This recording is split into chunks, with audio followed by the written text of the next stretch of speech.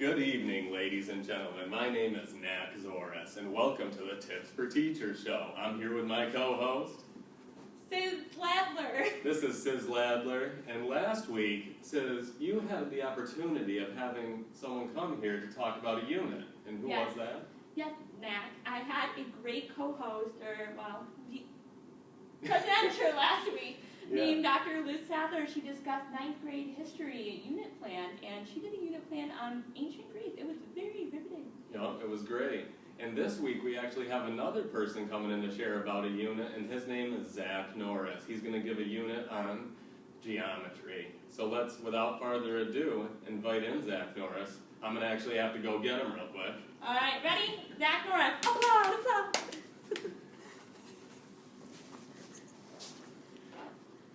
Welcome, everybody. I would like to thank NAC and Sis for letting me do this, come in and speak to you guys about a geometry unit. And tonight the unit I'm going to be talking to you guys about is proving congruence. Proving congruence is it's a difficult unit to plan for because teachers have to consider that a lot of times there's a lot of students that struggle with this topic, and there is also students don't really like this topic that much. So it's important when you're planning for this unit to really keep that in mind, so you can plan learning experiences that are really going to grab students' attention, so they know that they really want to work hard to do well. So the big idea for this unit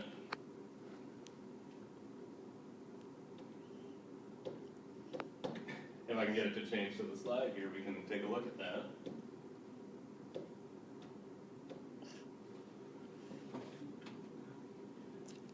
Alright, so the unit summary and rationale is during this unit, students will have the opportunity to study how to prove congruence. This unit is necessary because it exposes students to the various geometric theorems that have various applications in mathematics. Students also will express their ability to present a valid argument which expands upon the deductive reasoning idea in the prior unit of logic. Presenting valid arguments is a useful skill that applies in numerous areas of life. So notice how here on the screen we have some important words in bold. So the unit is about proving congruence, and it's important that we let students know that there's various applications in mathematics. So if they're interested in math, and this is a good knowledge for them to study to become better at geometry, and they can do that by studying these geometric theorems. And also we're tying this into previous units on logic. We're talking about deductive reasoning, which is a skill that is used. You use the skill of valid arguments. You can use that in anything in life. Like if you become a lawyer, you need to be able to present valid information to a judge to be able to, if you have, what do you call it, a client or what's the word for it? A client? Yeah, no, yeah. It's not. No. Yeah, but the idea is that no matter what career a student may choose, it's a good idea for them to practice these geometric theorems and proving things, because it's the type of mindset that they'll be using in various areas of life. So the outline of the lessons in this unit, it's broken up into 12 units, or into 12 lessons. The first lesson is an introduction to rigid motion. The first 3 lessons are actually going to be about rigid motion, because in a previous unit, students had studied transformations. And rigid motion is actually talking about these transformations. Basically, the idea of rigid motion is if you move a triangle somewhere along the grid, like if you move triangle ABC and let's say we reflect it over the x-axis, then we can create a new triangle which is actually congruent to that triangle. So this idea of rigid motion is like a shape can move along the grid, but not change in shape or size. So this will really help students to visualize corresponding pairs and different ideas and theorems. They'll be able to visualize it and use what they've learned prior to really transition them into the proofs unit on congruence. So after we study rigid motion, the introduction, we talk about congruence in terms of rigid motion, and then we talk about a few theorems that they will apply in proving congruence in terms of rigid motion.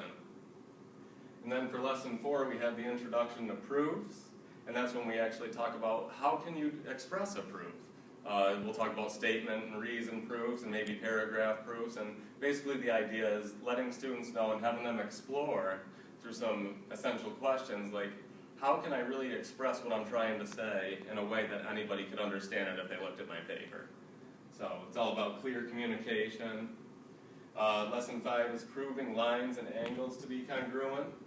And then followed by lesson 6 through 9 is proving triangles congruent. Proving triangles to be congruent is a huge part of this unit. You see how it's a few lessons here. But it's good to have them prove the lines and angles because those proofs are shorter and a little bit easier, so it warms them up to be able to dive into some more intense proofs. And then after that, the idea of corresponding parts of congruent triangles are congruent. So that kind of closes up the triangle section. And then lastly, they prove some parallelograms to be congruent before the unit exam on lesson 12. So it's about a 3-week-long unit, give or take. A lot of content in those 3 weeks, so you really have to. So we'll talk about in a bit here how you really have to plan some good learning experiences for students to really do well. So why are we doing this unit? It's because there's unit standards that state that we should be talking about this content here. So some of these standards include standards that say use geometric descriptions of rigid motion. Notice how we have rigid motion there, which is in lessons 1 through 3, to transform figures to predict the effect of a given rigid motion on a given figure. Given two figures, use the definition of congruence. Notice how we're tying in congruence with rigid motion as I had planned for lessons 1 through 3. Rigid motions to decide if they are congruent. So there's standards here. These first 3 standards, I'm not going to read through them all, but you can see them here. They're basically talking about how we're going to use rigid motion to really dive into that idea of congruence and really define that and helping students to really understand what does congruence look like. They can really visualize that when they work with that on the graph. So then after they have that down, then that's when you get into proving geometric theorems, and that's when you really dive into all of these various theorems that they can study about proving angles and triangles and parallelograms. And the remainder of the unit, it's really doing those statement reasons proofs and really applying that deductive reason that they learned to communicate something. So that's what these standards are all about here. And then of course we have to have our ELA standards, and a couple of ELA standards that I thought fit well with this unit is presentation of knowledge and ideas. And one of these standards says present information, findings, and supporting evidence clearly, concisely, and logically. Logically such that listeners can follow the line of reasoning and the organization, development, substance, and style appropriate to the purpose, audience, and task. So notice there how you have a lot of key words that really go in with the academic language for mathematics. You have words I see here are words of logic, reasoning. A lot of words that we're using here in the geometry unit also apply in ELA. So what will students, another reason why this unit is great is because there's so many areas that helps connect students to college and career readiness. And so students will demonstrate independence. They will do that with their homework and when they try to really think about problems and solve them by themselves. But the majority of the class time, it's going to be focused on discourse groups where students will really explore the essential questions and work together in groups, just so they can spark ideas off one another. And there's always different perspectives to look at things, so everybody can always learn in math when they really work together, and it's a very student-centered atmosphere. So this idea of independence will mostly be happening on the homeworks and when they're studying by themselves, which I encourage all students to do.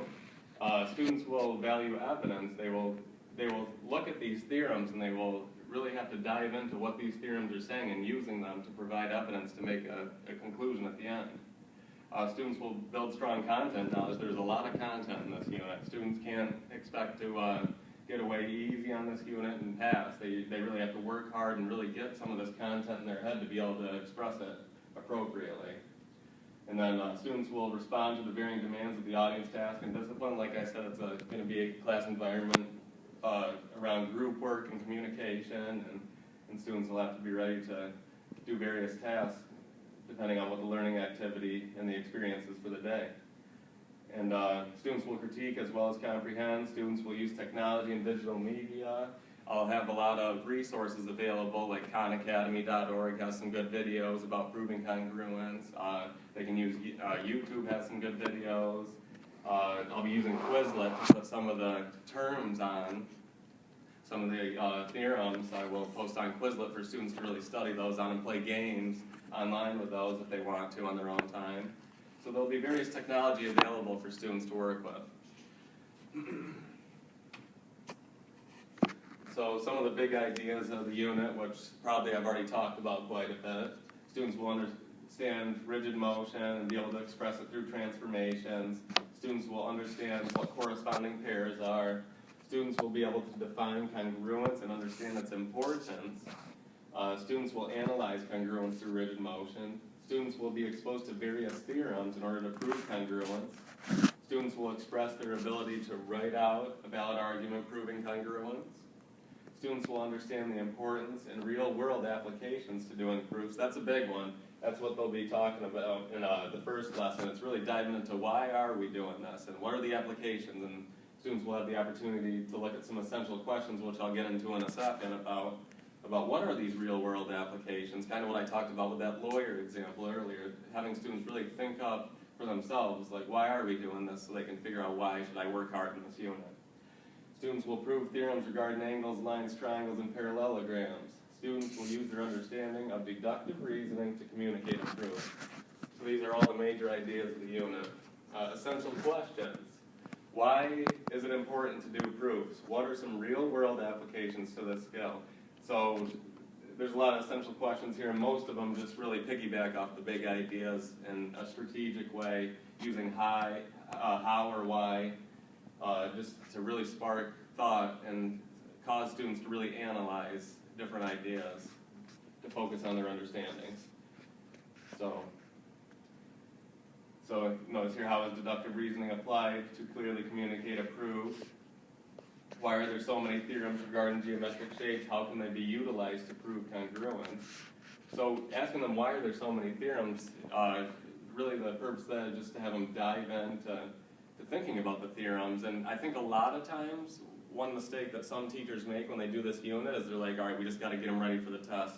We just got to tell them about statement, reasons, proof, and get them to memorize how to go here and use the theorems here and there. And they really don't dive into the theorems, and they don't think about what they mean. They just say, oh, I remember we got to use this then, and it's all out of memory. But really, like, the theorems mean something. It's really important for students to actually think about what the theorem says. So it's not all out of memory. It's more about practice and really knowing out of instinct how to use this mathematics and what it came from.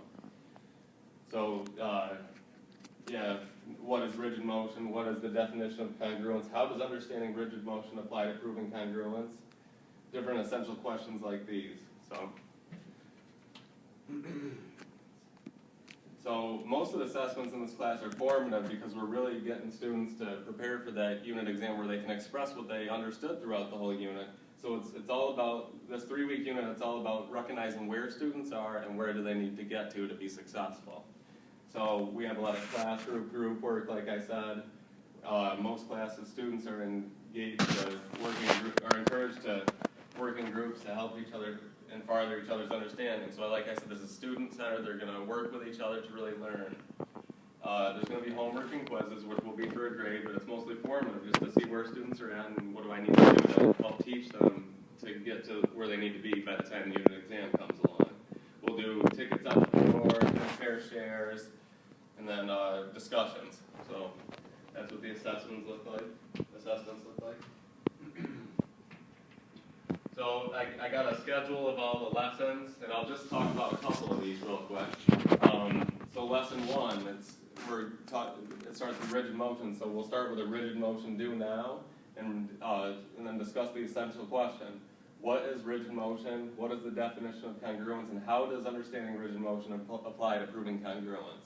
So we'll break up into discourse discussion groups, and those try to get some ideas across. So this is kind of a formative assessment, but also diagnostic, because I'm trying to see what do students already know? What do they remember from the transformations unit on rigid motion? How what do they know already, so I can plan farther, and then take it out the door to see what they learned that day in their discussion groups.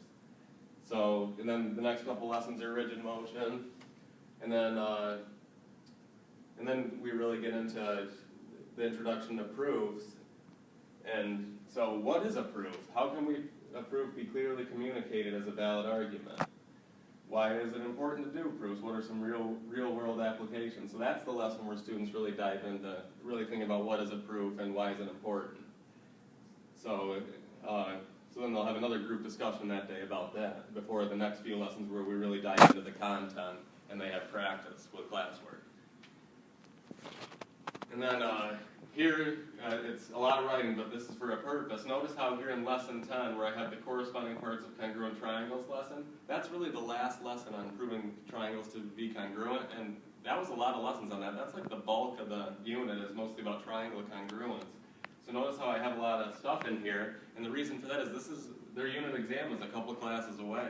And I just wanted to make sure that I had a lot of resources and a lot of activities and opportunities for students who are still struggling with the idea to have as much as they can to try to get ready for this exam. So I have a lot of extra opportunities available, which gets me into the differentiation piece.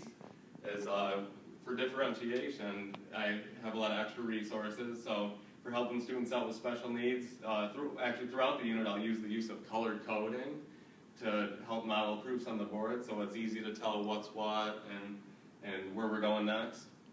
And then I'm also going to have a list of helpful tips on strategically writing proofs for a handout for them. So like if students are like, oh, I don't know what to do on a proof or how to write it up, well, they'll have like a little piece of paper that will really walk them through, this is some things that you should consider when you're going through a proof.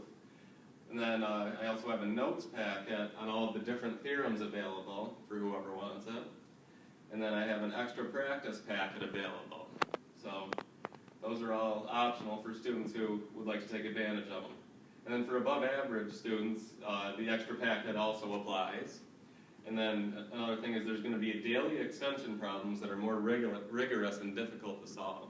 So there's always that opportunity if you think it's very easy for you to solve the proofs that we're doing, there's always another level. So some more harder proofs that these students can take advantage of. And maybe I'll even put an extra credit one of those on the final exam. So that's basically the unit, proving congruence. And I just encourage all you teachers out there, when you're planning for a lesson like this, just think, always consider, what do I need to do to spark interest in my students? And what do I need to do to always be flexible, to plan day by day, to notice where students are at and where do they need to get to be successful. Thank you so much.